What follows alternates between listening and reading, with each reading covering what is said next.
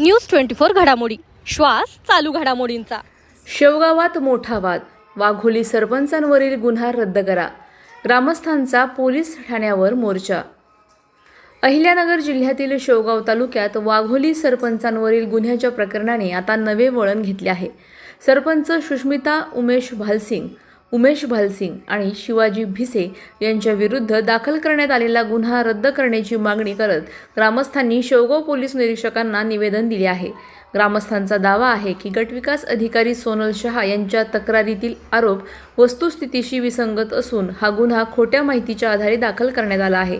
29 मे रोजीच्या आंदोलनात कोणाच्याही वैयक्तिक बदनामीचा हेतू नव्हता।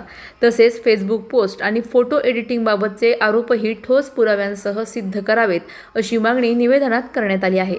दरम्यान या प्रकरणाचा पोलीस तपास सुरू असून अधिकृत निष्कर्ष अद्याप समोर आलेला नाही।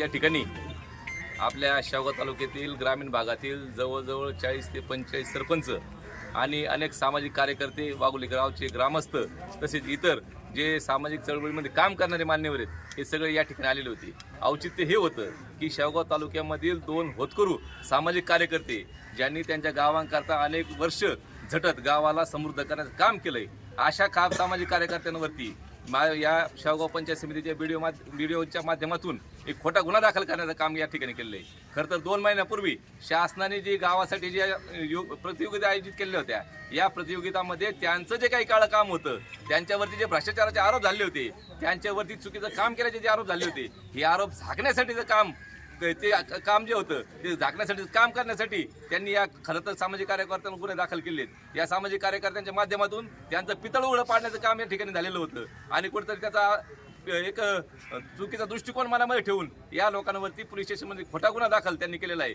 खरं तर माझी पोलीस प्रशासनाला विनंती आहे की फक्त याची निष्पक्ष चाचणी किंवा निष्पक्षपणे याचा तपास झाला नाही पाहिजे, तर या सामाजिक कार्यकर्त्यांवरचा गुन्हा या ठिकाणी रद्द झाला पाहिजे, जेणेकरून परत या ठिकाणी सामाजिक कार्यकर्त्यांवरती खोटा गुन्हा दाखल करण्याचं काम कुठलाही प्रशासकीय अधिकारी करणार नाही, एवढी या ठिकाणी प्रशासनाला विनंती करतो आणि माझे 2 शब्द थांबतो।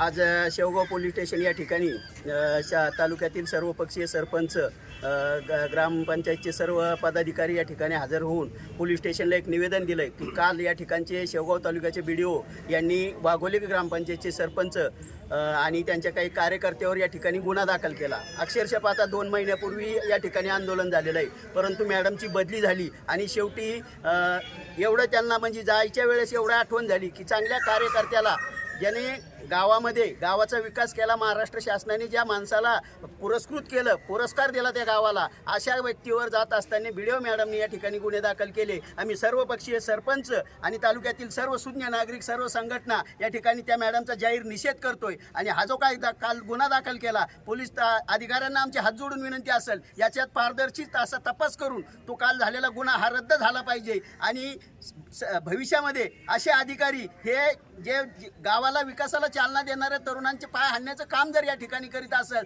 तर अशा यंत्रणेच्या विरोधात हा शेवगाव तालुक्यातील तरुण एकवटल्याशिवाय राहणार नाही। धन्यवाद। आदर्श गावचे सरपंच उमेश भालसिंग, मळेगावचे ज्येष्ठ नागरिक आदरणीय शिवाजीराव भिसे यांच्यावरती व्यक्तिगत आक्षेपोटी या ठिकाणी BDO मॅडमनी जो गुन्हा दाखल केला आहे, वास्तविक पाहता कोणते ॲडमिनिस्ट्रेटिव्ह ऑफिसर जो असतो का ते एखादी घटना घडली तर ते लगेच गुन्हा दाखल करीत असतो, परंतु 2 महिन्यानंतर स्वतःची बदली झाली आणि बदली झाल्यानंतर जाता जाता चुकीचा आणि खोटा गुन्हा या ठिकाणी दाखल केला।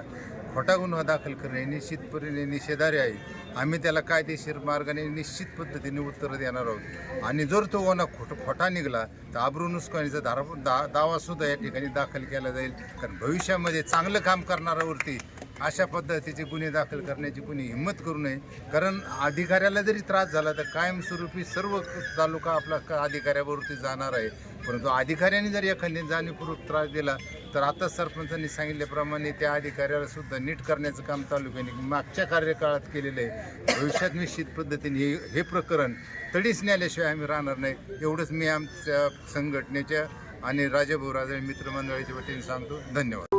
अशाच बातम्यांचा आढावा घेण्यासाठी आजच आपल्या YouTube चॅनलला सबस्क्राईब करा। बातमी आवडल्यास लाईक करा आणि इतरांपर्यंत शेअर करा।